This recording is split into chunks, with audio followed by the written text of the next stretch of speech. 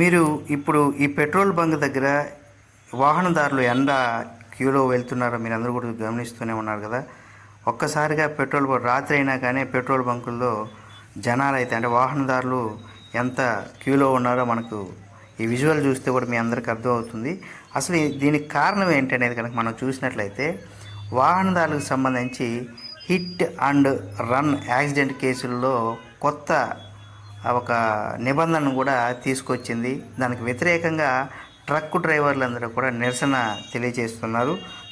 దానివల్లనే ఇక్కడ మనకి ఏమవుతుందంటే ఇంధన కొరత భయంతోనే ప్రజలు తమ వాహనాలకి అంటే ఆ యొక్క రూల్ ఏదైతే పెట్టిందో కేంద్ర ప్రభుత్వం దాని ద్వారా ఇక్కడ ప్రజలు అంటే ఎక్కువగా ఈ ట్రక్ డ్రైవర్లు ఎవరైతే ఉన్నారో అది వాళ్ళకి వ్యతిరేకంగా అంటే వాళ్ళని ఒక రకంగా చెప్పాలంటే భయభ్రాంతులకు గురి చేసే విధంగా కూడా ఆ హిట్ అండ్ రన్ యాక్సిడెంట్ కేసులకు సంబంధించి రూల్ అయితే పెట్టారు.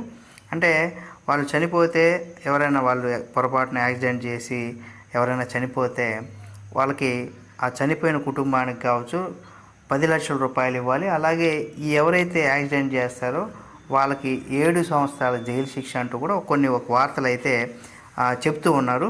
అయితే దీనికి సంబంధించి ఏంటంటే 10 సంవత్సరాల జైలు శిక్ష 7 లక్షల జరిమానా విధించబడుతుందనేసి కూడా అసలు ప్రచారంలో ఉన్నదాన్ని వేరే. అసలు ఏంటంటే 10 సంవత్సరాల జైలు శిక్ష 7 లక్షల రూపాయల జరిమానా విధించబడుతుంది. ఇది కరెక్ట్ అయినటువంటిది వార్త అనమాట. గతంలో నేను ఇందాక చెప్పినట్టుగా 7 సంవత్సరాల జైలు శిక్ష 10 లక్షల జరిమానా అనేది కరెక్ట్ కాదు. చాలామంది ప్రజలు ఆ విధంగా అపోహలకు గురవుతూ ఉన్నారు. కానీ వాస్తవం అయితే ఇదనమాట. ఇక దీనికి సంబంధించి ఏంటంటే ఇప్పుడు హైదరాబాద్లో మనం ఈ విజువల్స్ అంతా కూడా మనం హైదరాబాద్లో పలు చోట్ల మనం చూస్తున్నాం. ఇప్పుడు ఈ పెట్రోల్ బంక్ దగ్గర చూస్తే మీకు లైట్స్ అన్నీ ఆపేసి ఉన్నాయి. ఎక్కడ కూడా ఎవరు లేరు. అంటే పెట్రోల్ వినియోగించుకోవడం కోసం ఎక్కడ కూడా అక్కడ క్యూ లైన్లో ఎవరు లేరు. ఎందుకు లేరు అంటే అక్కడ స్టాక్ అయిపోయినట్టుగా నో బోర్డు, నో పెట్రోల్, ఇట్లా నో స్టాక్ ఇట్లాంటివి పెట్టారన్నమాట. ఇప్పుడు చూశారు కదా, ఇక్కడ కూడా ఎవరు లేరు. ఇక్కడ ఎక్కడైతే పెట్రోల్ బంకులు ఉన్నాయో అటువంటి ప్లేసుల్లోనే మనం విజువల్స్ తీసుకుంటున్నాం.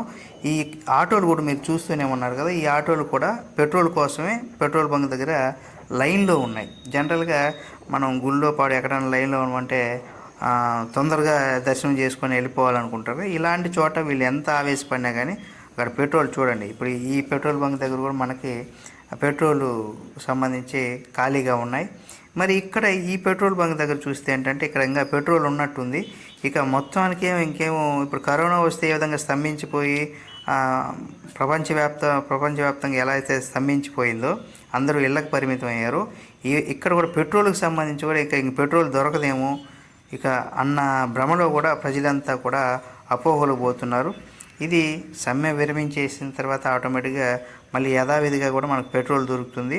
అయితే కొంత పుకారు అయితే సోషల్ మీడియాలో కావచ్చు, ఇక న్యూస్ ఛానల్స్లో కూడా కొన్ని పుకార్లు అయితే వచ్చాయి. ఏంటంటే ఇక 3 రోజుల పాటు పెట్రోల్ దొరకదని సమ్మెలో ఉన్నారని కూడా చెప్తున్నారు. అవంతా వాస్తవం.